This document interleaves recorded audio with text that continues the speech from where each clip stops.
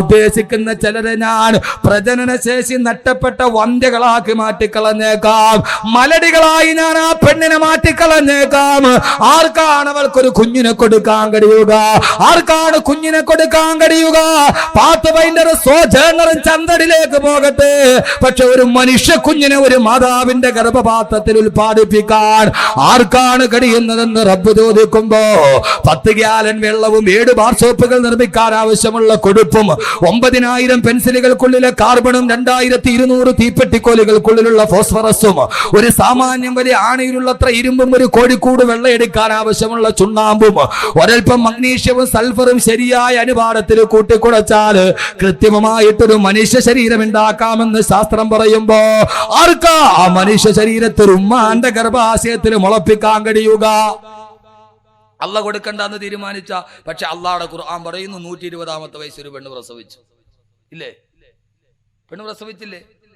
അയ്യോ, ബഹുമാനപ്പെട്ട സക്കറിയ നബിക്ക് വയസ്സെത്ര? 120. റബ്ബിനെ കുറിച്ച് അറിയണം സഹോദരങ്ങളെ.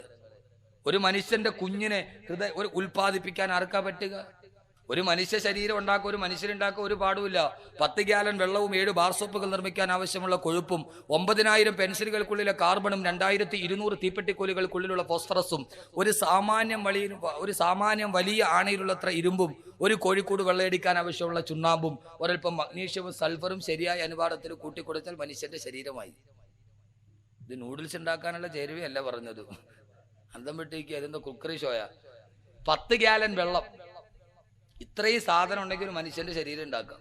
പക്ഷേ ആ ശരീരത്തെ വെളിയിൽ വെച്ച് വെറുതെ അനങ്ങാത്തൊരു ബോഡി ഉണ്ടാക്കാന്നല്ലാതെ ആ മനുഷ്യ ശരീരത്തെ ഒരു മാതാവിന്റെ ഗർഭാശയത്തിന്റെ ഉള്ളില് ഒരൊറ്റ പ്രാവശ്യം ഒരു പുരുഷന്റെ ഇന്ദ്രിയം മാതാവിന്റെ 8 സെന്റിമീറ്റർ നീളമുള്ള 9 മില്ലിലിറ്റർ വ്യാപ്തിയുള്ള 140 ഗ്രാം തൂക്കമുള്ള ഒരു പയർമണിയുടെ ആകൃതിയിലിരിക്കുന്ന അണ്ടാശയത്തിലേക്ക് ഒരു പ്രാവശ്യം ഒരു പുരുഷൻ ശ്രവിക്കുമ്പോൾ 20 കോടി ബീജങ്ങളാണ് ഒരു ചെറിയ ഞരമ്പിലൂടെ കടന്നു പോകുന്നത്, ഒരു ചെറിയ ഇരുട്ടറയിലൂടെ.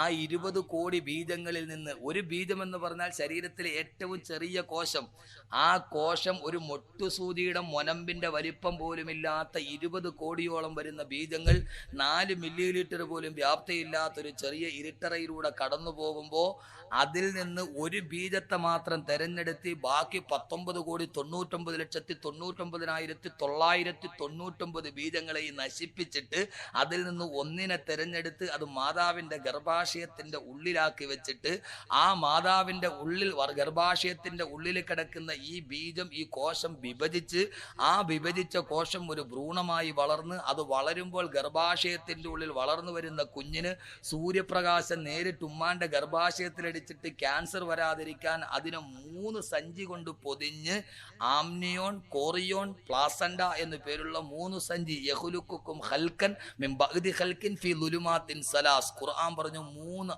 ആവരണമുണ്ട് ഗർഭാശയത്തിന്റെ ഉള്ളിൽ. അങ്ങനെ 3 ആവരണം കൊണ്ട് പൊതിഞ്ഞ് ഗർഭധാരണ നടക്കുമ്പോൾ 1 സ്പൂൺ ദ്രാവകം മാത്രം കൊള്ളാൻ വലിപ്പമുള്ള മാതാവിന്റെ ഗർഭാശയത്തെ 9 മാസവും 10 ദിവസവും പ്രായമായി കഴിയുമ്പോൾ 5 ലിറ്റർ വെള്ളം കൊള്ളാൻ വ്യാപ്തി വലുതാക്കി, കുഞ്ഞു വലുതാകുന്നതിനനുസരിച്ച് ഗർഭാശയത്തെ വലുതാക്കി അവസാനം 9 മാസവും 10 ദിവസവും ആയി കഴിയുമ്പോൾ അവന്റെ എല്ലുകൾ മുഴുവനും താഴേക്ക് ഉമ്മയുടെ ഗർഭാശയത്ത് വെളിയിലോട്ട് വരാൻ വേണ്ടി തലയോട്ടിയുടെ എല്ല് ഒന്നിന്റെ മുകളിലേക്ക് ഒന്നായിട്ട് നിരങ്ങിക്കയറി അവന്റെ തല സ്വയമേ ചെറുതായി മാതാവിന്റെ ഗർഭാശയത്തിൽ വെളിയിലോട്ട് വരുന്ന ഒരു കുഞ്ഞിനെ ഇത്രയും വലിയ ജീവിതത്തിന്റെ സങ്കീർണമായ പാതകളിലൂടെ കൊണ്ടുപോകുന്ന തമ്പുരാനാരാ? അല്ലാഹ്ക്കല്ലാതെ ലോകത്താർക്ക കഴിയും? ഖുർആനാണ് ഈ പറഞ്ഞത്. എനിക്ക് സമയമില്ലല്ലേ ഞാൻ പറയാറുണ്ട്. അള്ളാന്റെ ഖുർആനാ പറഞ്ഞ ഉമ്മാന്റെ ഗർഭാശയത്തേക്ക് കിടക്കുമ്പോൾ മോനെ, നിന്റെ ഉമ്മ ചിലപ്പോൾ നിന്നെ ഈ ടവലെടുത്ത് പൊതിഞ്ഞു വെക്കൂലോ, ഒറ്റ ടവലില്ല, അള്ള പൊതിഞ്ഞു വെച്ച 3 ടവലില്ല. എന്നിട്ട് പൊന്നു മോനെ, അള്ളഹാനോട് നീ നന്ദികേട് കാണിച്ചല്ലോടാ. അള്ളഹാനോടൊരു നന്ദിയില്ലല്ലോ. ഖൽഖം മിൻ ബഅദി ഖൽഖിൻ ഫീ ളുലുമാത്തിൻ സലാസ്, 3 ഇരുട്ടറ. ആംനിയോൺ, MBBS പഠിക്കുന്ന കുട്ടികളുണ്ട്, ചോദിക്കുക ആംനിയോൺ, കോറിയോൺ, പ്ലാസൻഡ, ഈ 3 ആവരണം ഒന്നുകൊണ്ട് പൊതിഞ്ഞാലും പറ്റൂല.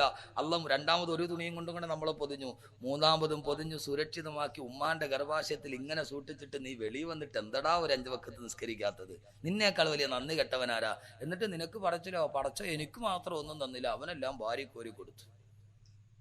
അള്ള പറഞ്ഞു നീ എന്നെ ഓർക്ക്, ഞാൻ നിന്നെ ഓർക്കാം. അയ്യൂബ് നബി ദുഃഖം വന്നപ്പോഴും ഓർത്തു. അയ്യൂബ് നബിയുടെ രോഗം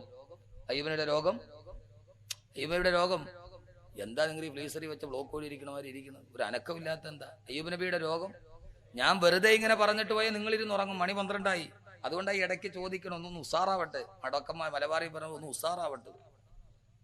അയ്യൂബ് നബിയുടെ രോഗം അള്ളാഹു മാറ്റിക്കൊടുത്തു. നിങ്ങൾ അപ്പ എന്നോട് പറയാം, എൻ്റെ പൊന്നുസ്താദെ ഞാൻ പെട്ടിരിക്കണ കെണിയുണ്ടല്ലോ, അതിപ്പോൾ ഇങ്ങനെയൊന്നും ദിക്രി ഇല്ലാലൊന്നും മാറൂല, ദുആ ചെയ്താലും മാറൂല, അത്രയ്ക്ക് വലിയ കെണിയിലാണ് ഞാൻ പെട്ടിരിക്കുന്നത് എന്ന് നിങ്ങൾ മറുപടിയും. രക്ഷപ്പെടാൻ ഒരു സാധ്യതയുമില്ലാത്ത കെണിയിൽപ്പെട്ട പോയ ഒരു മനുഷ്യനെ അള്ളാഹു രക്ഷപ്പെടുത്തി. കേക്കിൻ ഖുർആൻ. നിങ്ങൾ എവിടെയാ റബ്ബിനെ മാറ്റി നിർത്തുന്നത്? അള്ളാഹിനെ ഏത് കാര്യത്തിലാണ് മാറ്റി നിർത്തുന്നത്? ഈ കാര്യം അള്ളാഹുടെ അടുത്ത് ദുആ ചെയ്തിട്ട് കാര്യമില്ല. ഇതിനിപ്പോൾ മറ്റേ പരിപാടി നോക്കിയേ പറ്റൂ. ഇതിനിപ്പോൾ മറ്റേ പരിപാടി നോക്കി പറ്റും. ഏതോടെ ഡോക്ടർ കളരിത്തൊടി ഉസ്മാന്റെ ഹൈക്കലി സിഹാബ്. ഡോക്ടർ കളരിത്തൊടി ഉസ്മാന്റെ ഹൈക്കലി സിഹാബ് അരേ വെച്ച് കെട്ടിക്കൊണ്ട് കിടക്കല്ലേ, 40 ദിവസം കെട്ടിയ.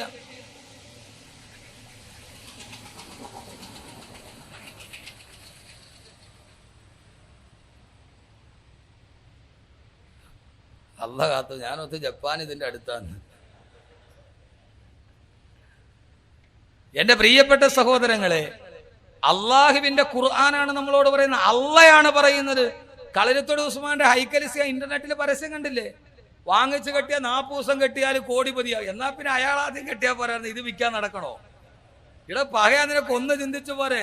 അയാൾ ഇത് കെട്ടിയിട്ട് 40 ദിവസം നടന്ന് അവൻ കോടിപതിയാവില്ല, പിന്നെ അയാൾ ഇത് വിൽക്കാൻ വേണ്ടി നടക്കണം. പോലീസ് കേസായി, എന്തൊക്കെ പുലിവാലായി, പോലീസും പിടിച്ച്.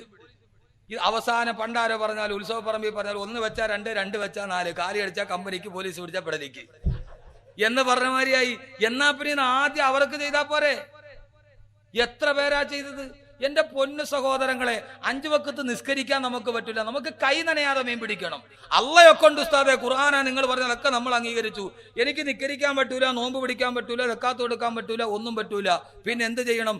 എനിക്ക് സർവ്വ ഐശ്വര്യം വരികയും ചെയ്യണം, എന്റെ രോഗം മാറുകയും ചെയ്യണം. അതങ്ങ് പൂനത്തിൽ കുഞ്ഞബ്ദുള്ളായിട്ട് പറഞ്ഞാൽ അത് ഇവിടെ നടക്കൂല. അള്ളാഹു പറയുന്ന ഒരു ഡിമാൻഡ് ഉണ്ട്. അള്ളാഹുവിനെ അള്ള തന്നെ പരിചയപ്പെടുത്തി തരിക. ഏത് വിഷയത്തിലാണ് നിനക്ക് റബ്ബിനെ മാറ്റി നിർത്തേണ്ടത്? നിങ്ങൾ പറയും ഉസ്താദെ, ഞാൻ പെട്ടിരിക്കുന്ന വിഷയം അത് രക്ഷപ്പെടാൻ പറ്റൂല. രക്ഷപ്പെടാൻ വേണ്ടി 1000 സാധ്യത പോലുമില്ലാത്ത, ഒരു സാധ്യത പോലുമില്ലാത്ത അപകടത്തിൽപ്പെട്ട മനുഷ്യനെ അള്ളാഹു രക്ഷപ്പെടുത്തിയ ചരിത്രം പറയുന്നു വിശുദ്ധ ഖുർആൻ. അതുകൂടി പറഞ്ഞിട്ട് പറയാം. മക്കളില്ലാത്തവർക്ക് മക്കളെ കൊടുത്തു. പ്രസവിക്കാൻ സമയത്ത് ഒരു മനുഷ്യനുമില്ലാതെ ആത്മഹത്യ ചെയ്യാൻ വേണ്ടി തീരുമാനിച്ച ഒരു പെണ്ണിനെയാണ് അള്ളാഹു പറഞ്ഞത്, പേടിക്കണ്ട, ഞാൻ നിന്റെ കൂടെയുണ്ട്.